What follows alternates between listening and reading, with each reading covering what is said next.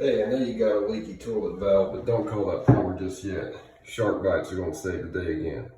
So we have a leaking toilet water supply line connector. You can hear the gurgling a little bit. Sharkbite connectors ready. Quarter turn for 1/2-inch PEX. Stop valve, 90-degree Sharkbite connector. Just in case we have two different sizes of toilet supply line. You got a 12 and a 16.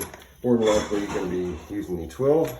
So let's take a look at what this has actually been doing for the last several hours from the next floor down. So obviously, first thing we need to do is cut off our water supply. It just happens to be in the man cave. Water off. Now, so as you can see, water has been pooling right here. And so here we are at the floor that is situated directly beneath that bathroom. So that's the supply line going up there.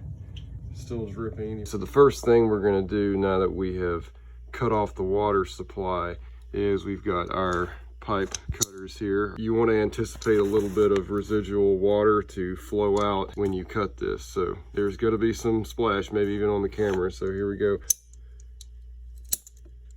Make a nice 90-degree cut though. Oh yeah, that's a lot of water in there. All right, so yeah, went ahead and just drained out the residual water from the plumbing from a outlet that was lower than this, a hose outlet down that way. So shouldn't be spraying quite as much now. So we'll finish that cut, 90 degrees. So that we can pull this out from the top side, we're gonna go ahead and cut off this 90-degree elbow here, make it where we can just yank it out from the top side. Okay, so we're back here on the top side, and the next thing we're gonna do is just go ahead and disconnect this toilet supply line from where it goes to the toilet.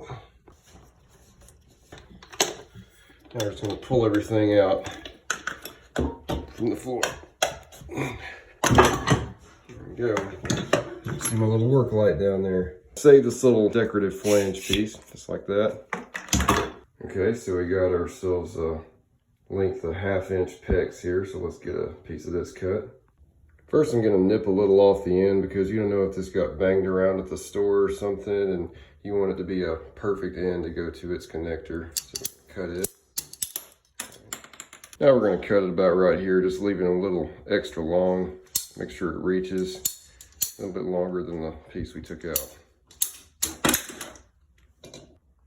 And again, make good, perfect 90-degree cuts. Nothing all off at an angle or anything. Got to be square cuts to fit properly in these Sharkbites.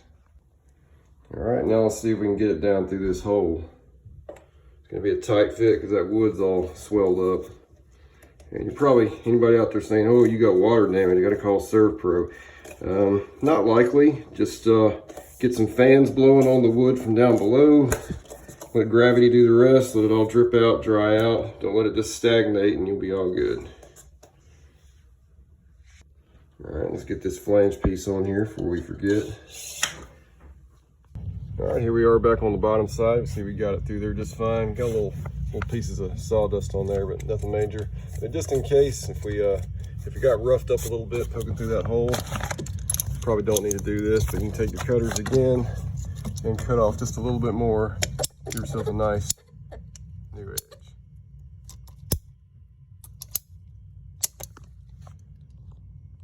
Okay, so as you can see by the gray color, this house is plumbed in polybutylene. We are joining polybutylene to PEX. So when that is the case, you want to make sure you get the correct Sharkbite fitting that is polybutylene to PEX. As you can see, they color code it.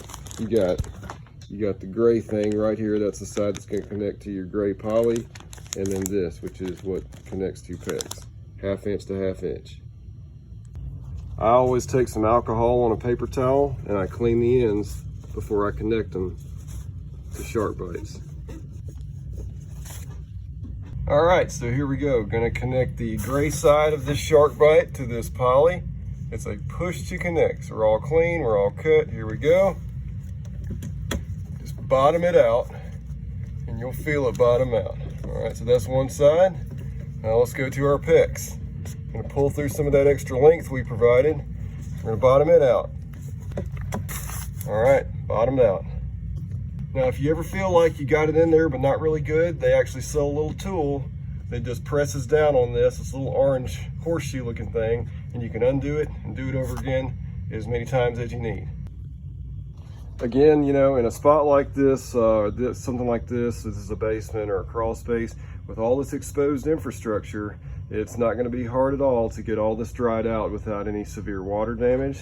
So we're just going to take a little fan here, like this. We're going to prop it up on this ductwork, plug it in, let it blow on the parts that got wet, and the water spillage part will be all dried out. So there's that part right there. Got our 90-degree elbow, connecting the polybutylene to the new segment of PEX.